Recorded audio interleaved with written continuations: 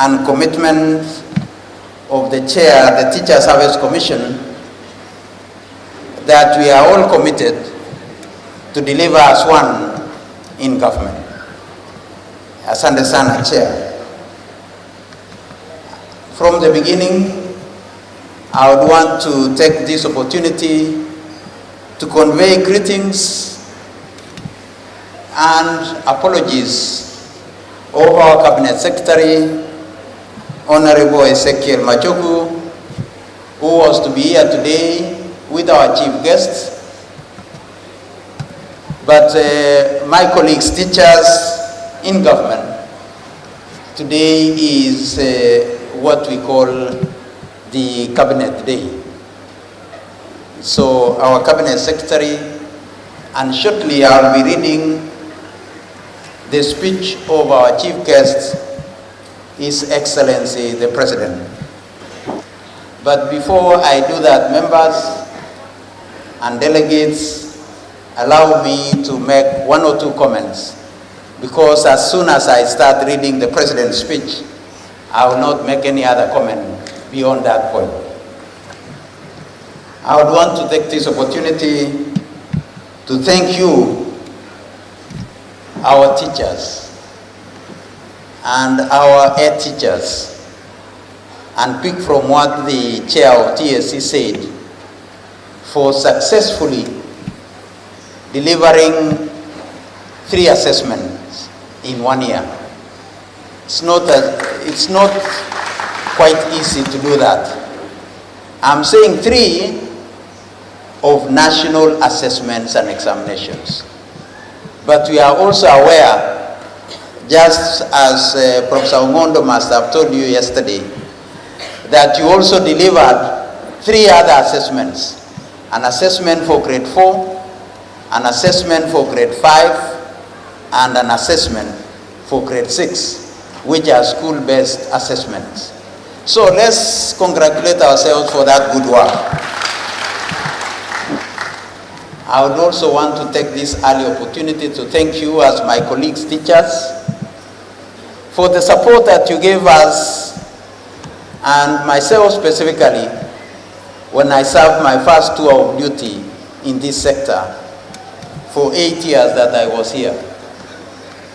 I would also want to look forward to working with you as I start my second tour, and I would want to call upon all of you to thank His Excellency the President for giving me an opportunity to work with you as teachers and to work with our children. The biggest thing that you can do and the biggest opportunity that you can be given is to be part of those people who invest in the future. Because what we do as teachers is investing in the future. And therefore, allow me, and I also call upon all of us, to thank His Excellency the President for having given me this opportunity to co-create our children with you. Because God gave an opportunity to only one person to co-create human beings. And that person, God gave an opportunity to co-create human beings, are the teachers. Because everybody around are what they are because of the teacher. You could be a doctor, you could be a lawyer, including our own president, because we, the teachers, co-created everybody around, including ourselves. We co-created ourselves as teachers. So once again, I would want to most sincerely stand with you as the co-creators of the humans that are in today.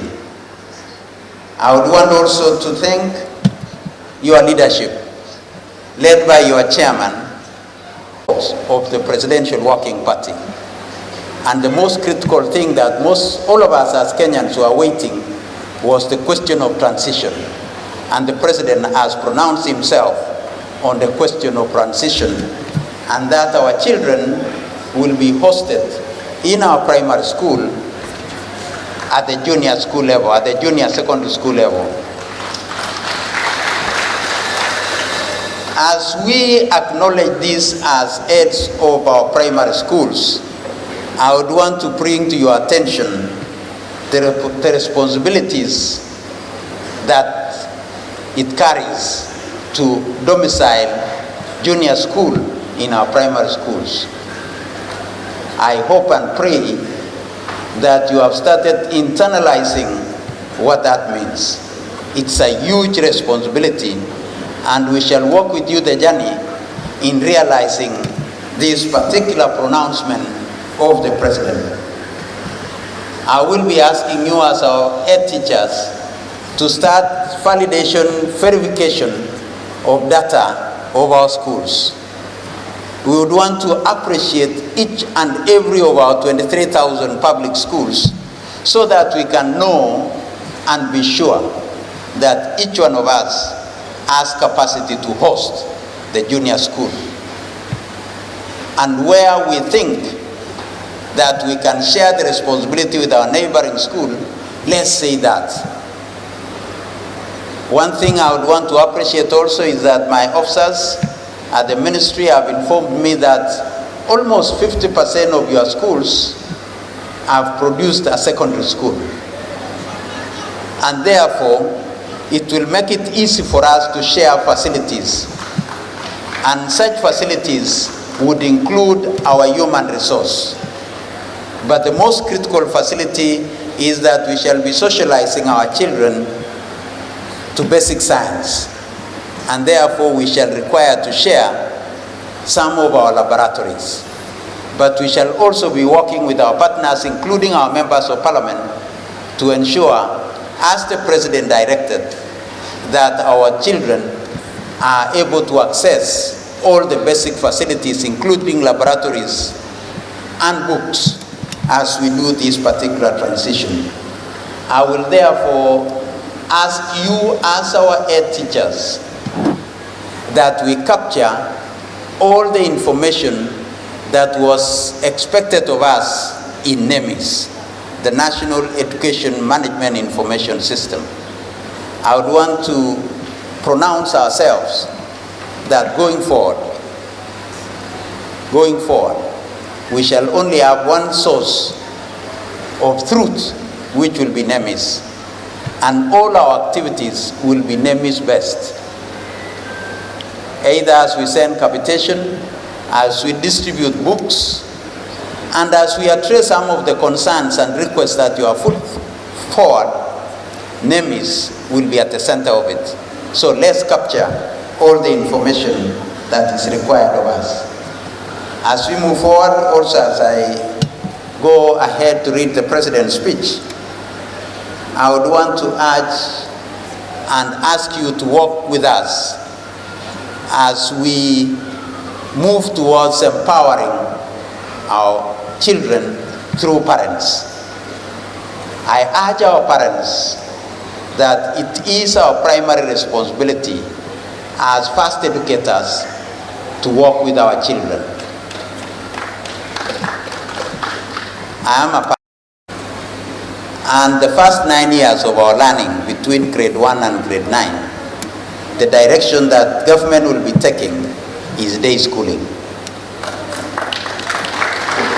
And I'm aware this is a critical TOR of our presidential working party. You know, this country is one of the rare countries where 28% of our children are in boarding schools. Globally, rarely will you get any country that goes beyond 15%. Rarely. Even in the African setup, ours is the highest anywhere. So we need to start socializing ourselves that we need to be with our children. And the only way we shall be with our children is for these children to be in day school environment. So let's start socializing ourselves towards that end. On school feeding, we shall continue to speak by His Excellency the President, Honorable William Samuel Ruto, President and Commander-in-Chief of the Defense Forces, during the official opening of the 18 Capture Annual Delegates Conference on Tuesday, 6 December 2022 at Sheikh Zayed Children's Welfare Center here in Mombasa. Kesha officials, Kesha chairman, the chairman Teacher Service Commission, union officials, strategic partners, various government agencies, the CEOs present, national government and county government officials, distinguished delegates and fellow teachers, ladies and gentlemen. It is my pleasure to be here this morning to officially open the 18 Capture Annual Delegates Conference. Ladies and gentlemen, the development of our education system and the building of capacity for national skills development is my government's priority. As a country, we have invested heavily in infrastructure and in developing policies for educating our children, with the education sector receiving the lion's share of the budget. This budget is to facilitate the implementation of policies, programs, and promote innovation and lifelong learning in line with the Sustainable Development Goal number 4. Educated citizens equipped with relevant skills are integral building of our country and raising its profile globally and raising globally its competitiveness. Though Kenya has made significant inroads in education since independence, a lot more still remains to be done. We are determined to lead the way in the region, and my administration has focused on the goal of ensuring equity, quality for better learning outcomes. Ladies and gentlemen, the government will remain supportive of our teachers because they play a significant role as facilitators, role models, mentors, and learning resource for our children. Let me take this opportunity to also recall that during the COVID-19 pandemic, teachers played the role of mentors and offered moral support to our parents and our children. I'm also very pleased to know that despite the effects of COVID pandemic, the country is still on course with its reform agenda in education. This reform started way before the pandemic and will continue even longer. The Global Economic Update Edition 25, aiming high, securing education to sustain recovery, ranks Kenya a top education performer in Eastern and Southern Africa. The new World Bank Public Expenditure Review in its basic education report last May points out that primary education in Kenya has reached universal level, while secondary education enrollment increased by 50% in the last 7 years before the COVID pandemic. These achievements are as a result of increased and sustained high spending on education.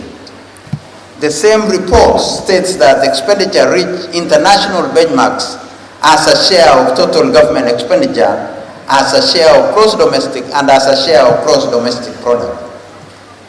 This is a testament to the priority given to education and proves that total government expenditure as a share of GDP reached 5.3% in 2018, higher than the average other lower middle income and upper middle income countries have achieved. Ladies and gentlemen, Kenya is undergoing education reform to align with SDGs for equity and inclusion. One of the most important reforms is the rollout and implementation of competence-based curriculum. There have been concerns about the implementation of this curriculum, and during the campaigns, His Excellency the President promised to look into these concerns. Therefore, public participation was the first agenda on the table when this government came into office. This informed our decision to establish the Presidential Working Party on Education Reform. that has been engaging stakeholders for close to 2 months now, and an initial interim report presented to me last week.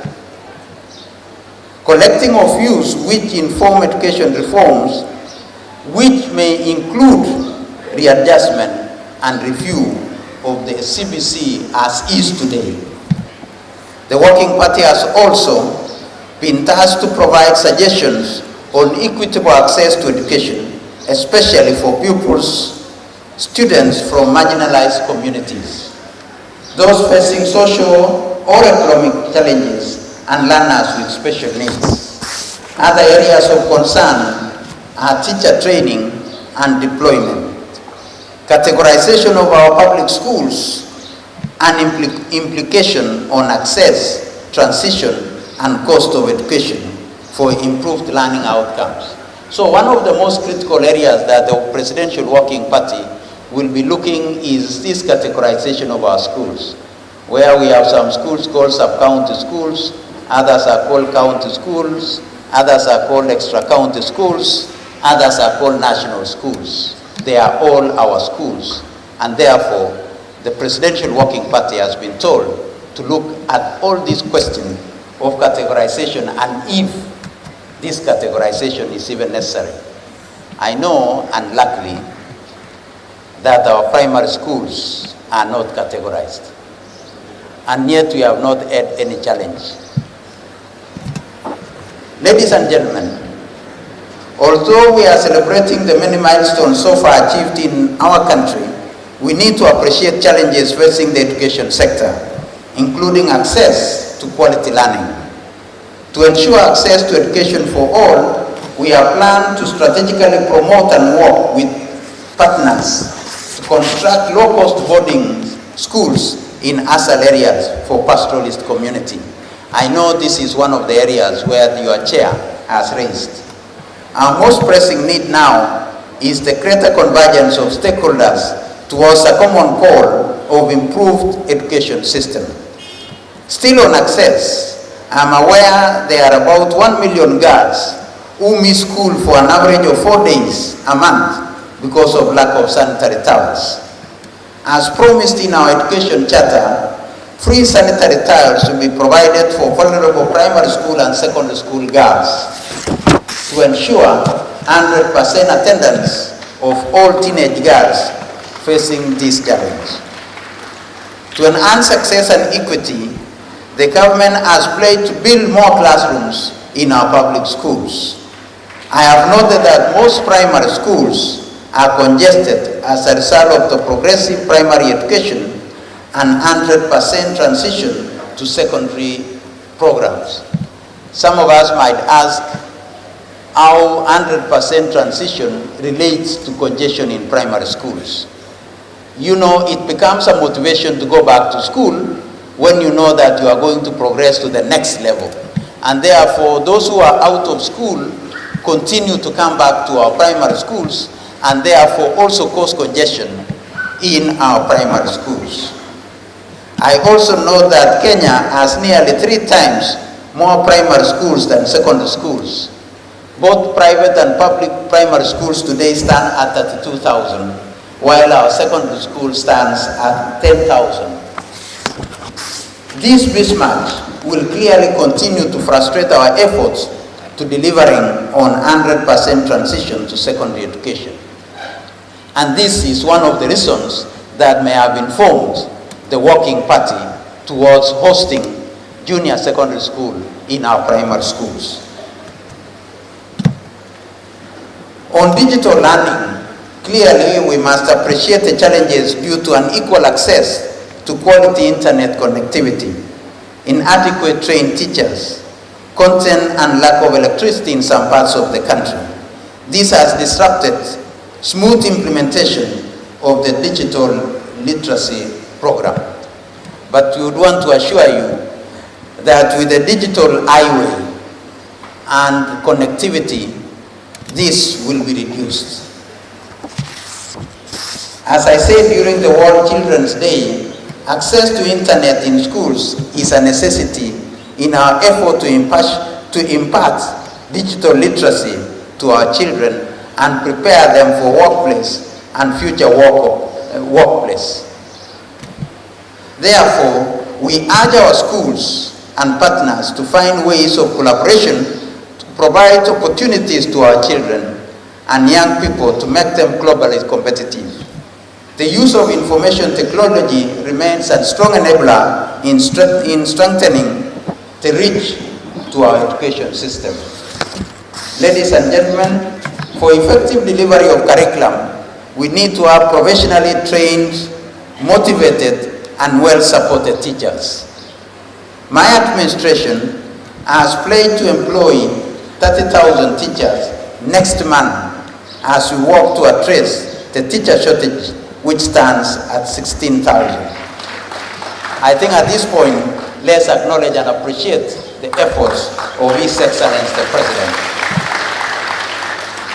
I am also committed to ensuring that government in-service training, including continuous teacher professional development, is undertaken.